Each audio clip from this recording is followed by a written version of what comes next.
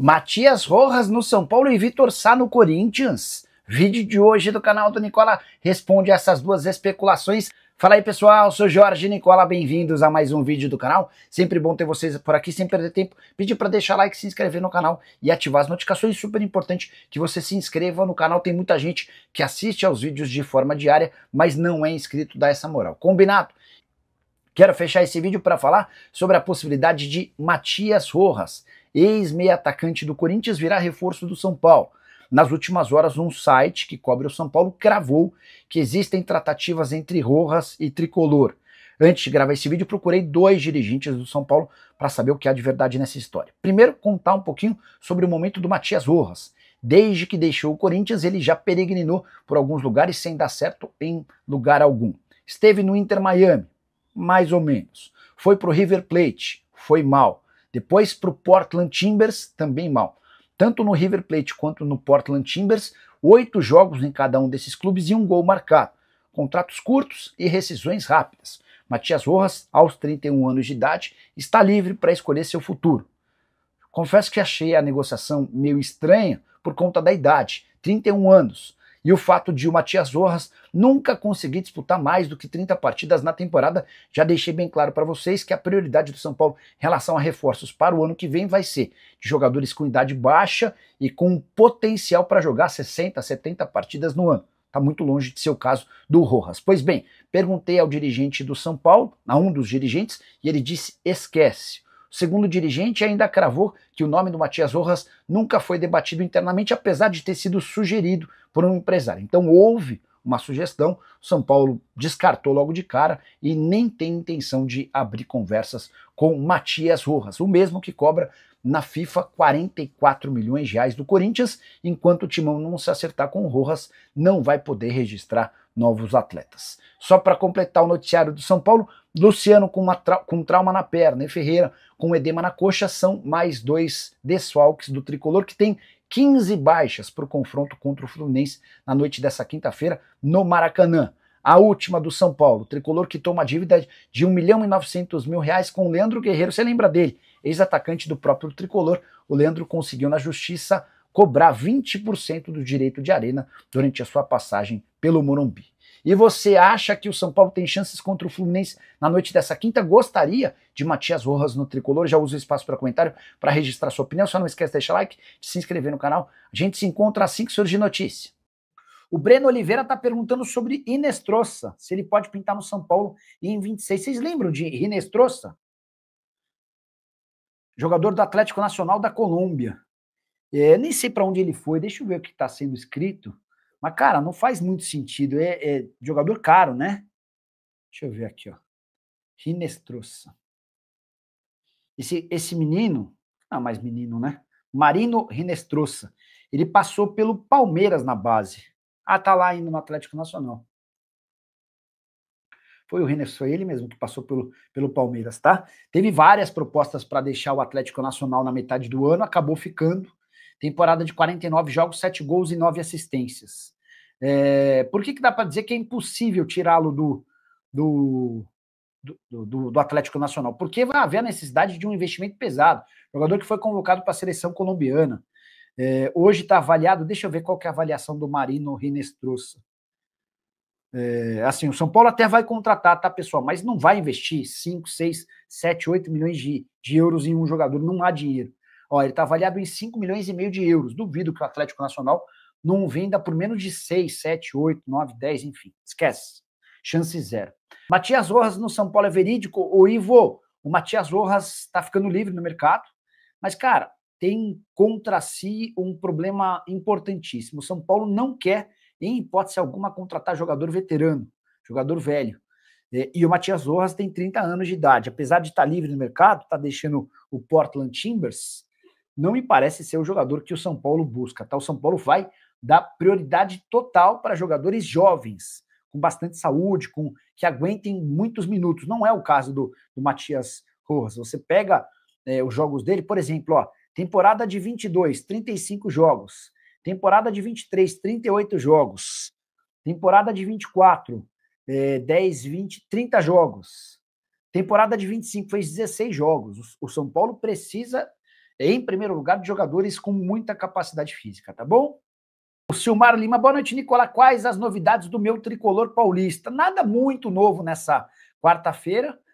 O São Paulo segue aguardando a posição do Oscar em relação à aposentadoria ou não. O presidente Júlio Casares hoje se manifestou afirmando que o veto ao Morumbi não passa pelo medo dele em relação a protestos da torcida, a informação que eu tenho é diferente. Segundo o Casares, o gramado não apresenta condições ideais para o jogo contra o Internacional. Bora falar agora sobre como é que vai funcionar o fair play financeiro no futebol brasileiro, que já tem data para estrear 1º de janeiro de 2026. CBF apresentou uma série de novidades relacionadas a esse tema nessa quarta-feira. Separei as principais. Primeira delas, 3 janelas de monitoramento, onde a CBF vai entender se os clubes estão cumprindo à risca aquilo que foi combinado. 31 de março, 31 de julho e 30 de novembro. Todas as negociações entre clubes, além de compra e venda de atletas, serão registradas dentro de um sistema específico da CBF, para que tudo depois possa ser conferido. Preciso contar também que clubes e atletas vão poder acionar o fair play financeiro para indicar atrasos, facilitando assim as denúncias. Só para completar, dívidas anteriores a 1º de janeiro estarão sujeitas ao regulamento criado a partir de 30 de novembro de 2026. Já na próxima temporada, se um time dever, por exemplo, no mês de março, já começa a sofrer sanções importantes. Preciso completar contando que os clubes vão precisar apresentar superávit. Caso tenham um déficit, a avaliação será feita a partir dos últimos 3 anos para avaliar se esse déficit é momentâneo, é pontual de 1 ano ou se há algo recorrente. E as punições são as mais diversas, incluindo multa, advertência, perda de pontos, transfer ban e até rebaixamento de divisão. Renato Prado, boa noite, Nicola. Notícias boas do São Paulo essa semana. Renatão, a principal informação do São Paulo hoje é polêmica. O São Paulo havia feito um pedido para a CBF para que o jogo contra o Santos, contra o Internacional, que estava previamente marcado para Vila Belmiro, que esse jogo voltasse ao Morumbi. Mas o São Paulo desistiu da ideia e vai enfrentar o Internacional no dia 3 de dezembro, de fato, no estádio do Santos. O motivo dessa decisão é que pegou todo mundo de surpresa. O São Paulo até deixou vazar a notícia de que essa alteração tem a ver com o fato de o estádio do gramado do Morumbi ainda não está pronto. Não é essa a verdadeira informação.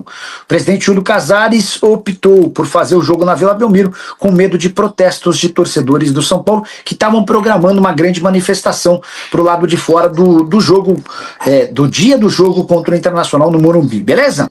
Leonardo Prieto, Nicola, sabe se tem alguma intriga entre o Crespo e o Rui Costa?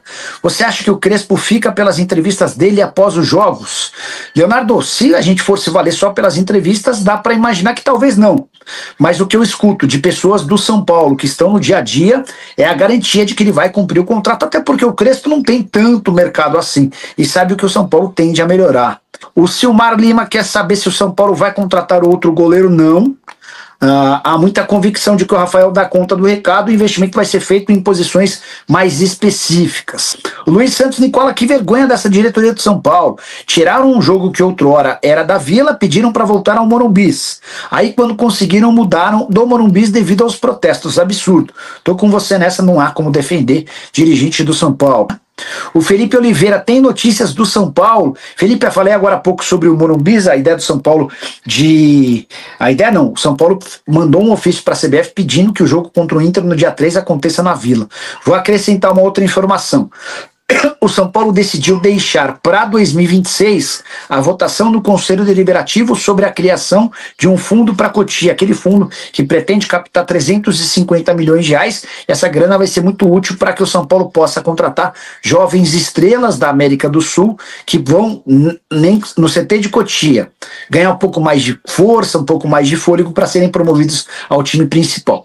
Esse adiamento para 2026 tem a ver com uma percepção da diretoria de que se a votação acontecesse nesse ano, talvez ela não garantisse aprovação. O Erivan Alencar, Nicola, você sabe se a dívida do São Paulo diminuiu? Em que pé está isso? Diminuiu sim, Erivan. A dívida do São Paulo na virada do ano era de 958 milhões de reais. tá? Por conta do FDIC, por conta de alguns outros movimentos feitos pelo São Paulo, o Tricolor conseguiu reduzir a sua dívida. Eu tô até tentando pegar os valores exatos da dívida do São Paulo, mas ela até, ó, FDIC, a redução se deu de forma importante com as dívidas bancárias, tá? Dívidas bancárias. Deixa eu ver o que aparece aqui nas minhas anotações. Aqui, ó. Vamos lá. Números precisos e corretos. São Paulo tinha, na virada de 24 para 25, uma dívida de 968 milhões de reais. O último balanço divulgado pelo São Paulo, do terceiro trimestre do ano, apontava uma dívida de 912 milhões de reais, ou seja, uma redução de 56 milhões. Nicola, 56 milhões em quase 1 bi é nada. É verdade, mas por um São Paulo que vinha aumentando sua dívida, dá para dizer que essa redução de 56 milhões foi motivo de comemoração. E mais, a maior redução da dívida se deu na dívida bancária, que é a pior que você tem. Queira dever para qualquer um, menos para um banco, porque os juros da dívida é um negócio astronômico. São Paulo tinha 259 milhões de reais com dívidas em bancos. A dívida passou a ser de 216 milhões com bancos, tá? A contrapartida, o efeito colateral desse acordo com o FDIC, São Paulo passou a ter uma série de regras e regulamentações que precisam ser seguidas à risca. É por isso que o São Paulo, quando aparece qualquer proposta pelos garotos de Cotia, acaba fazendo negócio. Foi assim que o Ângelo, que o Matheus Alves, que o Henrique Carmo, que o Lucas Ferreira acabaram negociados por cifras que a gente imagina muito baixas. O Renato Rosa, boa noite, Nicola. Sabe se o São Paulo vai usar a base nesses 3 jogos finais? O Crespo não é um cara avesso à base, pelo contrário, ele gosta de dar chance para os moleques. Alguns meninos que estavam no sub-20, vice-campeão paulista, derrota para o Santos nos pênaltis, já foram integrados de forma definitiva para o time principal, então a tendência é que eles ganhem minutos, tá? Mas não dá para dizer que o Crespo vai colocar toda a responsabilidade nele.